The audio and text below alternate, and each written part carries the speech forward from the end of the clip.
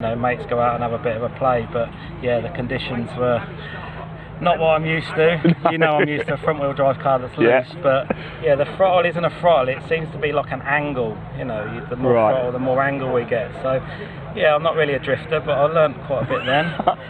Okay, so race 2 then. All right, that was practice. Race 2. So race 2. Here we go. I got a really good start. I went past both Kev and Russell off the start. So, you know, like if I can get in the mix and a bit of a carrot. If it's dry, I think the car will be good. But yeah, in those slippery conditions, is it really BMW though? Because look at the livery. So it could be anything under there. You never know what it is. But yeah, no, it was good fun, and I kept getting quicker every lap. So yeah, if it's dry, I hope I'll have a race then. So I did overtake somebody as well. So yeah, in the end, that's all we wanted. That's all we want. You got a smile on your face. That's all it is. It's all fun, isn't it? Best of luck for race 2, Jamie. Cheers. Thank you.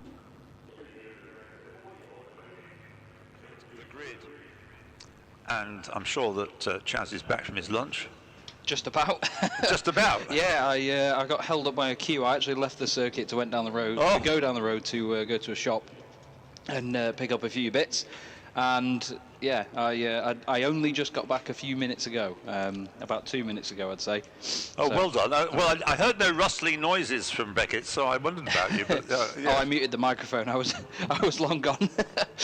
But yeah, all safe and sound, all back. I was actually met by the number 44 Mini Coupe that we saw earlier on at the roundabout as you get into the circuit, as it was sort of circulating the paddock, getting ready, and seeing that everything was all in working order, because they had some problems with that car earlier on in the weekend. So fingers crossed for them.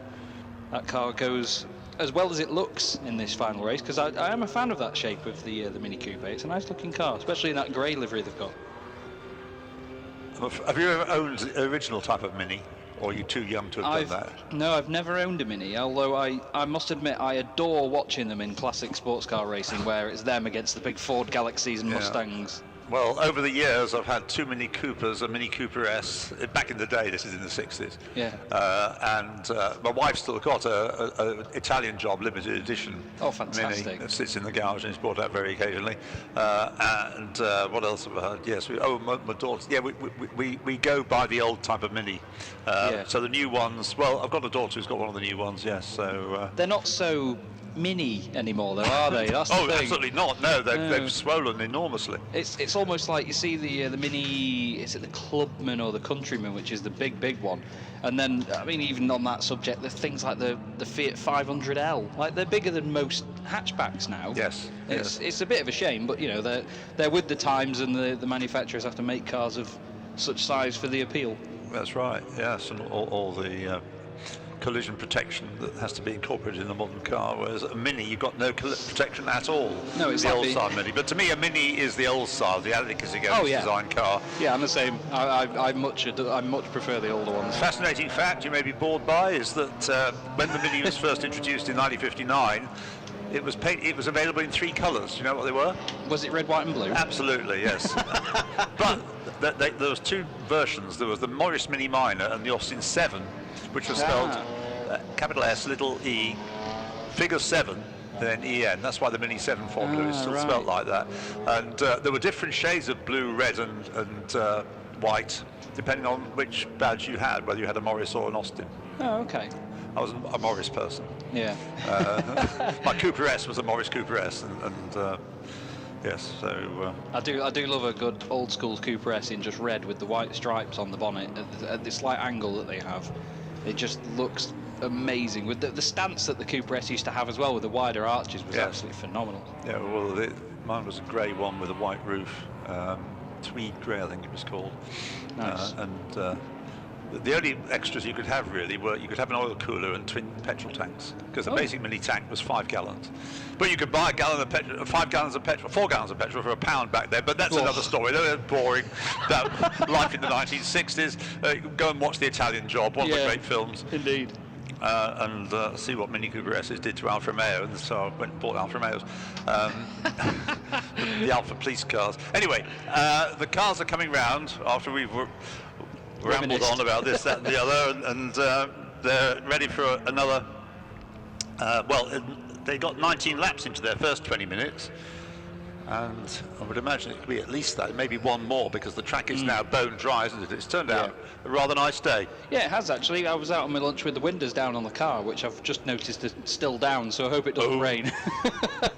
I can see my car from here though, that's the safe bet. So if I do have to rush off, then I will make you very much aware. But I think, like you say, it's a nice day, and I think we'll be safe until the end of the day now with warm weather. Yes, green flag waved at the back, so the car's about to head for Copse Corner. Lights go out, and is it going to be Michael Vitulli from the left-hand side of the front row, or Brian Branson? I think it's going to be Michael Vitulli, yes. So the red car is first into Copse Corner and first out of Copse Corner, and Michael Vitulli well aware that near the back of the grid is James Card. He's the one to watch, number 32. Yep, and Card, by the look of it, has already made progress. He's up to 6th position now. Now, Brad Sheehan is also one to watch, and he's up to 11th already. That's so good going. The two of them absolutely flying, but I'm intrigued to see what happens with the 26. The orange BMW Lucky Kira was driving yesterday. Oh, Walton's gone off. Walton's gone wide at Beckett's and lost a bucket load of positions. That means James Card's already 5th, and I think Vitulli's lost the lead. Right, so down towards Brooklands they come for the first time, and it is the orange car in front, so that is... It's Branson, isn't it? Brian Branson. So what's happened to Michael Vitulli on that opening lap? Branson just got a mega run out of Beckett's. And I reckon second is James Card. Is that possible? No, it can't be. Is it Darren Morgan? It's white one. It's Darren Morgan. But James Card is third.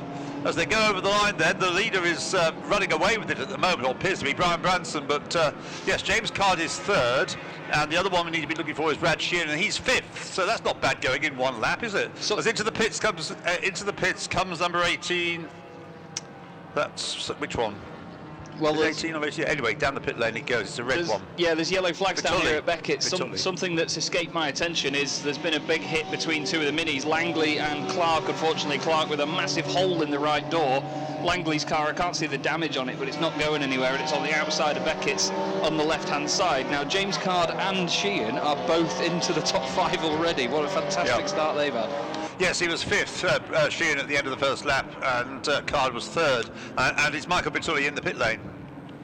So what looked like 18 is 88, so I'm afraid 89 is out of the race, or certainly he's in the pits for the moment. As the leader comes through for the second time, it's Brian Branson then from the outside of the front row, followed by, possibly because of the yellow flags you've obviously got up at Beckett's, that Morgan Owen and Card are still in that order, with Sheehan up to 4th now. He's got ahead of Zapra. What's left of Clark's Mini is still circulating as well, to be fair, but in very battered shape. But yeah, Morgan Owen and James Card side by side, but they get to the yellow flags down here at Beckett's. Big spit of flame from Morgan Owen's car as well as he changes down the gears. Now they get back on the power through the green flag zone. It's amazing to see Card and Sheehan. It just shows you why they're two of the fastest and sort of most prominent drivers in the series, when they can perform like this straight off the bat, right up there into the top 3. Let's have a look at some minis, shall we? Because the number 3, Butcher Lord, leads that class at the moment, in amongst all of the compacts again. And 411, who won the earlier race in that class, is 10th overall, second in class. Yeah, second in the championship is Brad Sheehan before the earlier race today, so he's keen to maximise his point score. He's going to be on a mission to overtake the two cars directly ahead of him, and I think, yes, it's James Card is now second. So James Card is second and hot on the heels of in pursuit of Branson, and for third place is about to be a change. I think that we're going to see Brad Sheehan go through and take third place going into Copse Corner. No, he didn't quite make it. It's still there in Darren Morgan Owen in third place, Sheehan in 4th. And Clark isn't too far ahead of these guys now, and Branson. I just mean in terms of on the road, Clark in the A-League Mini that had a hit earlier. But yes, indeed, Branson now leads, Card second, Morgan Owen third, then it's Sheehan. And to be fair, Yasser Sapra, he's not disappeared from behind these guys. They've moved Langley's Mini out of the way, by the way. Looks like there's a hefty dent in the front right of it. It's being dug away at the moment. Walton has recovered and still remains in 6th place. Dak still leads his Class B, that's Class B, ahead of Butcher Lord, and then the other Class B challenger, Denwood, who's a lot closer than he was in race 1. The fastest lap last time around to Brad Sheehan, and we got the lead. They got the tail end of the, you were mentioning, the delayed car being lapped now, keeping just about out of the way. That was a bit of a close shave, actually, unnecessarily for Brian Branson, but he's got through, still has the lead, 1.4 seconds over James Card, with Brad Sheehan in third place from the back of the grid, 2.8 seconds behind the leader, 1.3 behind behind Card, I mean. Yeah, and to be fair, We've got the fastest lap now. Carter's got his headlights ablaze, and they are some of the brightest headlights that I think I've seen all weekend, to be fair. They nearly blind me every time I look at them, but you know, you always do that silly thing and look right into the headlights when they come towards you. Sheehan now third, then ahead of Morgan Owen. Sapra still holding firm in fifth, and then there's a massive gap back to Walton now. That is the real gap that we've got here. Well, yes, the first 5 cars in a different pace, really. James Card, fastest lap, 60.551. Now, we only get down towards the lap record. I've made a note of that somewhere. Not for the circuit, but for these cars. Silverstone National is, if I could read my own writing, 59.91. That's the record. Wow. So not too far off then. No, they're heading towards it. Yeah. It's incredible to think, though, you know, the karts that we saw before were doing what was it, 53s? Yes. Something like that, some 7 seconds a lap quicker around a circuit as short as this. But it's nice to see the number 44 Mini Coupe out there at the moment, going strong. But already, as that goes away from me, the leaders are back with me. And James Card, once again, looking very racy indeed. But Sheehan behind is not disappearing either. What a great race he's had. Yes, last time around, a new lap record, a new fastest lap to James Card at 60.460. Brad Sheehan 60.544. And has just done the absolute best first sector, whereas James Card does the absolute best second sector on this lap. They're just trading again and again, and this is sort of the battle that we hoped that we'd see in the first race of the day earlier on, but unfortunately an incident for both of them. Oh no, I've just turned around to see Jasper Sapra is off. Sapra's off, way off at Beckett's, and he's lying he's lying in front of the left front of the car looking at the tyre.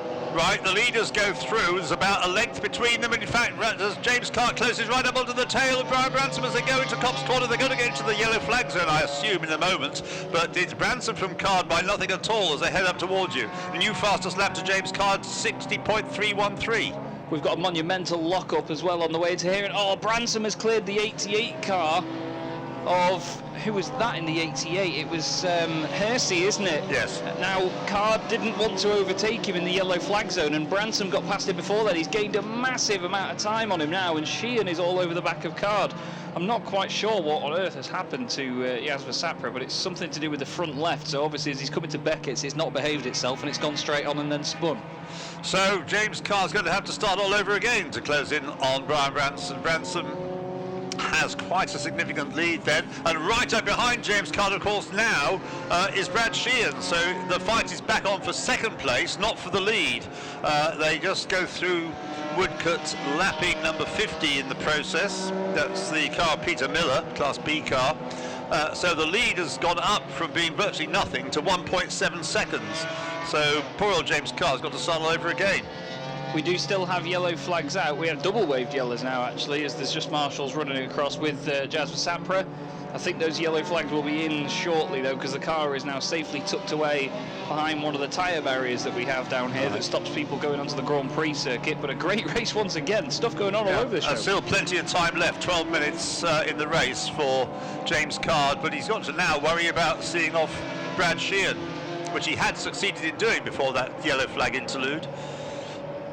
No, the yellow flags are in. The yellow flags are in now, right, so it's good. all green flag racing back here at Beckett's. And the gap's coming down again, but there is a slower car between the two leaders, but he keeps out of the way. He's lapped by James Card. He'd already been lapped before Luffield by Brian Branson, so Branson goes through. And James Card, certainly the quickest man on the track. He's now got the gap back down from 1.7 to 1.1 seconds. And Brad Sheehan in third place is just under a second behind James Card. Darren Morgano in fourth place, can see what's going on ahead, but you can't quite get back involved in it. Yeah, he's just not able to stick with them at this point. It's definitely the pace of these top three that is the ultimate pace of the race so far. But like I said at the start of the weekend, James Card's certainly one to watch, and Brad Sheehan is just making sure that he's on his coattails and the championship gap doesn't change too much between those pair. Yeah, well, Brad Sheehan leads the champ, but of course he lost points, no points in the earlier race. We never really had a chance to find out what went on. We didn't see it on either of us from the commentary boxes. Miller looks to be having a bit of a tough time at the moment. He's having a lot of lock-ups on the way into Beckett's and then a lot of slides on the way out. Right, the Technicolor car is about number 146, is about to be lapped by the leaders. Through Woodcote they go, completing their 9th lap. It's Branson from Card now by less than a second once more, as Card does another new fastest lap, 60.270, the gap 0.7 first to second. Sheehan third, 1.3 behind Card. Wow, so very, very nearly getting up to the lap record, and yet Jamie Going is going out of his way to make sure he's out of the way of these guys. Now closes back up behind Card so he doesn't hold up Sheehan too much, but it's certainly Card against Branson now. It's that reverse Newton's cradle that I mentioned the other day, isn't it, where the ball in the middle is the one that's moving, not the ones on the outside. Card's just bouncing between the pair of them. I'm still working on that theory. I don't quite understand it. But I'm sure what you know what you mean, and we all understand it, kind of, or pretend we do. Right, the leaders in Brooklands lapping a slower car, nose to tail they are once more, or at least one length between the two of them as they come through Luffield, with Brad Sheehan not exactly held up by that lap car, but dropped back a little bit. So the two leaders go through nose to tail, completing their 10th lap. The gap down to 0.26 of a second then between Branson and Card. Sheehan 1.6 behind Card. Oh, we've got an issue for Walton. Walton's going really slowly. He's still in 5th place as he crossed the line last time, but he's going very slowly round here, I'm afraid. It doesn't look good, but as you say, Card is right with Branson now as they get into Beckett's. He tries to take a tighter line on the exit, does James Card, and he really tightens it up. He's done a mega job of that. He might be alongside by the time they get to the end of the straight, but Branson's actually taken a wider line, which gives him more top end, so it's one or the other. I wouldn't like to call this one, to be fair, Ian. Waiting for them to arrive at Brooklands then, and it's still the orange one, so it is still Brian Branson ahead of James Card, and there's a great long line. All those minis you were going on about in the earlier race, many of them are now ahead of the two leaders who have to work their way past them. Lots of blue flag waving going on by the marshals down here, through past a couple of cars. 411 has just been lapped by the leaders. Now they're having a go at another couple of cars to lap before they get to Copse Corner. They're nose to tail through the corner, and it is still Branson from Card, with Sheehan not far back, 1.3 seconds behind James Card. Branson, Card, Sheehan is what it is with you? Yep, still is at the moment. Now, Sheehan has not got past the number 3 Mini yet, but Card and Branson have both negotiated him before Beckett's. Sheehan doesn't really get held up, to be fair, by him, just has to take a bit of a tighter line on the inside of Beckett's as he leaves, but he's staying with them at the moment, so if the front two battle too much, he could be right back up there. Yeah, the quickest of the three, I reckon, is James Card. Not just the fact that he's got the fastest lap, he just looks quicker. He's nose to tail again. They've got another car to be lapped. They keep on coming across these minis. So this one isn't getting out of the way. That's not at all helpful. In fact, he was not very good driving by that back marker, and that's allowed James Card to take the inside line through Woodcote and take the lead. It was number 63 that didn't get out of the way. So number 53, I mean. So down towards Copse Corner with a new race leader then. James Card benefited from Brian Branson being held up by that back marker who just didn't get out of the way. So Card took the chance, went for the gap, took it and took the lead. They're now in the other order with you. Yeah, now Card obviously has noticed that the back marker, which was Clark, not really helping him out there. He's now actually flashing his headlights at everyone that he gets up to. Yeah. The first of them being the number 44 Mini of Stott. Sheehan hasn't really disappeared from this either. Isn't flashing headlights what all BMW drivers do to people on the road as well? Yeah, but there's a rule, there's an unwritten rule of BMW driving where you've got to have a Bluetooth earpiece in each ear before you can do that. Okay, all right. Well, certainly Brian Branson is not allowing James Card to get away. James Card has the lead, and the negotiating of the back markers has actually benefited Brad Sheehan a little bit. He's closer to the two leaders, certainly closer to Brian Branson. James Card very quick through Woodcote, 13 laps completed, and his lead over Brian Branson 0.908 of a second. And Brad Sheehan is 0.6 behind Branson, so the gaps come down second to third to significantly less than a second. And how long have we got? We've got so wrapped up in this race, haven't kept an eye on the time. 6 and a half. 6 minutes and 20 seconds.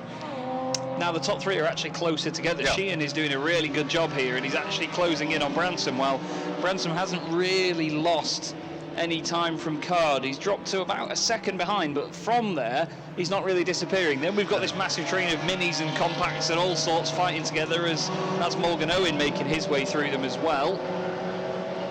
Yeah, the leading mini in 6th place is still number 3, Butcher Lord, Daniel Butcher Lord.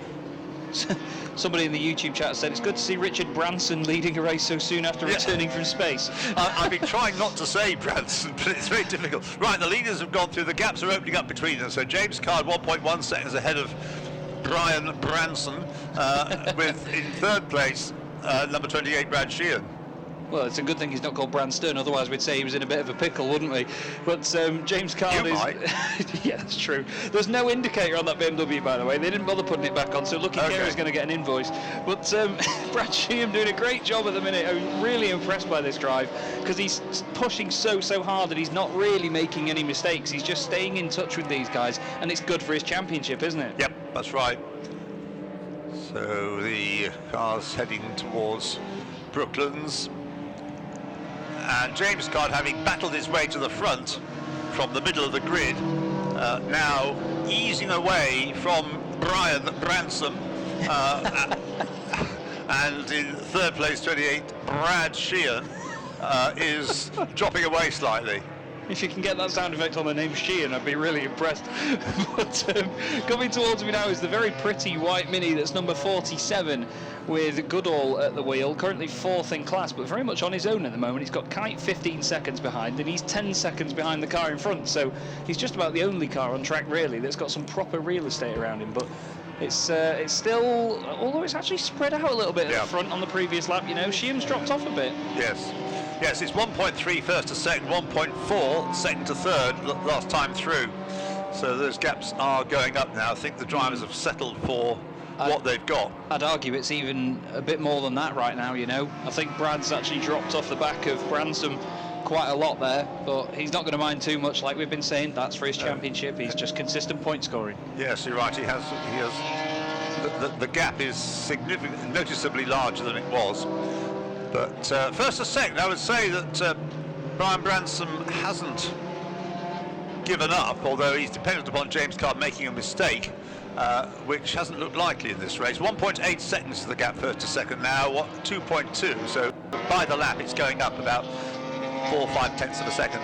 Yeah, he's not letting him get away with it too much, to be fair, but he is just, James Card's just opening it slightly each time. He's just keeping it nice and tidy. And if I'm honest with you, I think one of the main differences, every single lap they're taking a very different line through Beckett's. Now, they obviously get a very similar run, because it's one of those corners where you can take a late apex or an early apex, do what you want.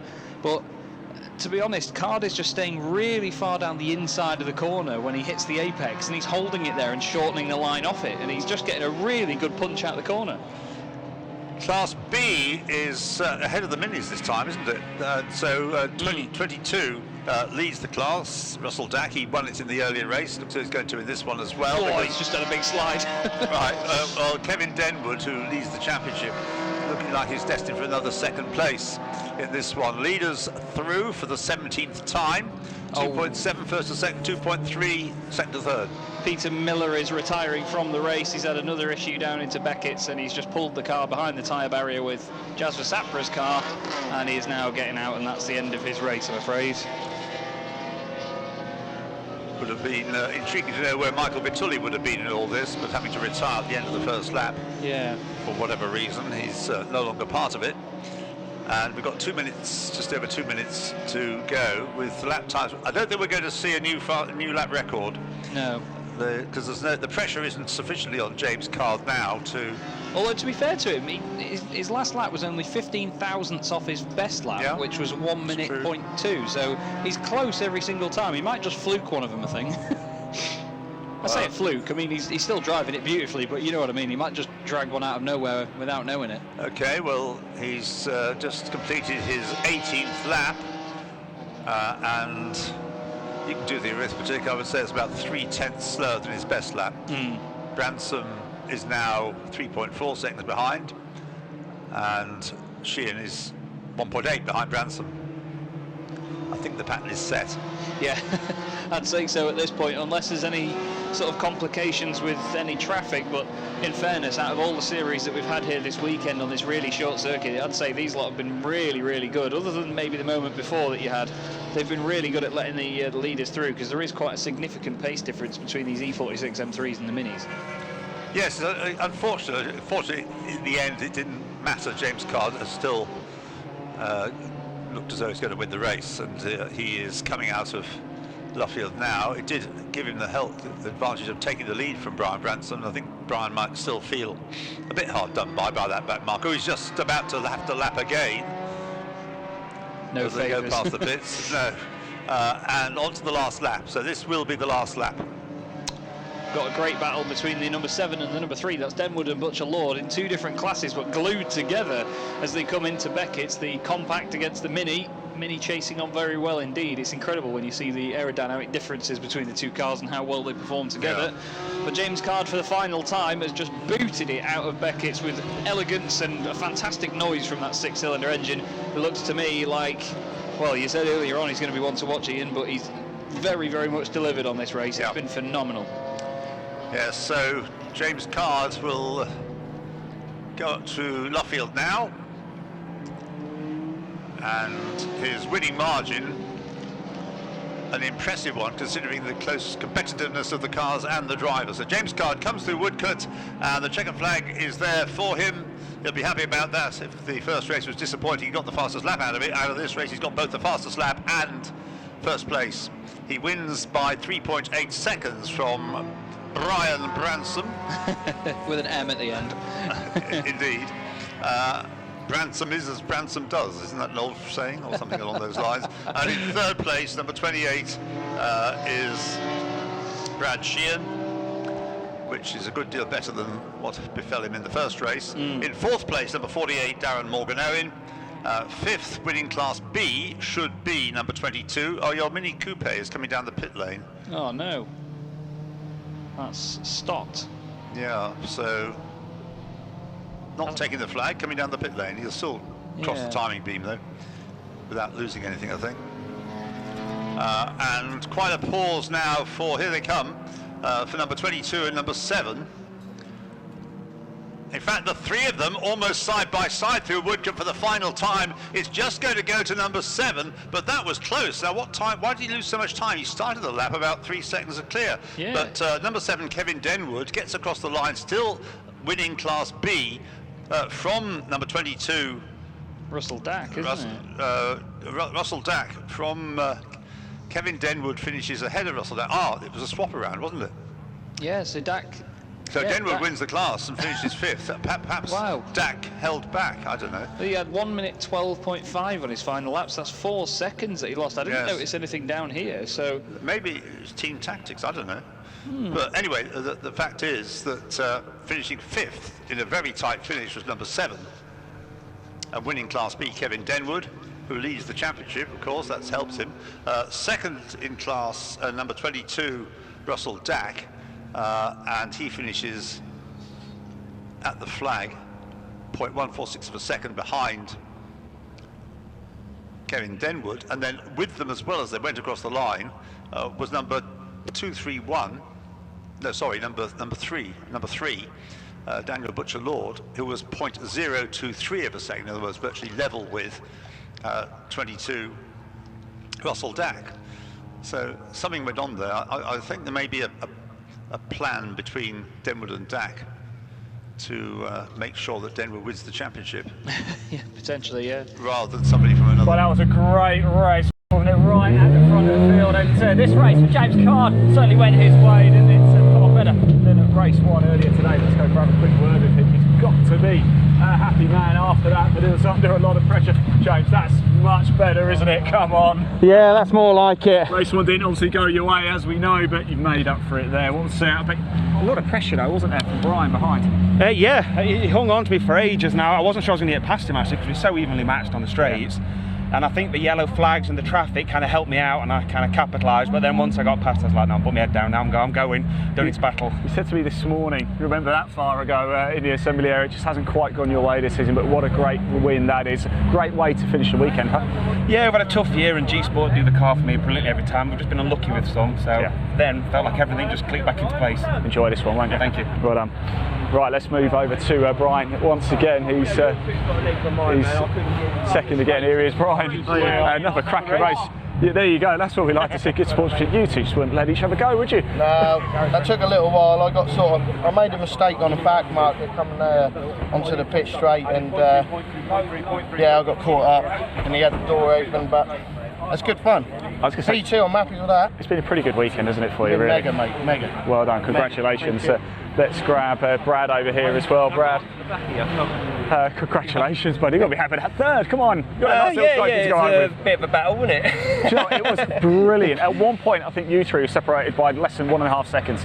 Yeah, I mean, I had to start right at the back of the grid because me and James had a bit of an unfortunate touch in turn one on race 1, and I bent a control arm and we had to put off the race. So starting from the back, I knew I had to get through immediately because I know they're a bit slow to get going on the first lap. Fun though, wasn't it? Was it quite fun getting it's good fun, but then we settled into it, and these two here, they've got the legs on mine up the straights, and it was good fun though. I was really pushing hard. You got a big smile on your face. Yeah, a few mistakes, and I needed to beat Darren today because after dropping 2 races, he was leading the championship. He may still will be, but it's pretty tight now. So we'll keep an eye on that. But congratulations anyway. Well done, Lovely, Brad. Lovely stuff. All right, it's actually almost time for the next race. We can't talk for too long. More track action coming up for you here at Silverstone.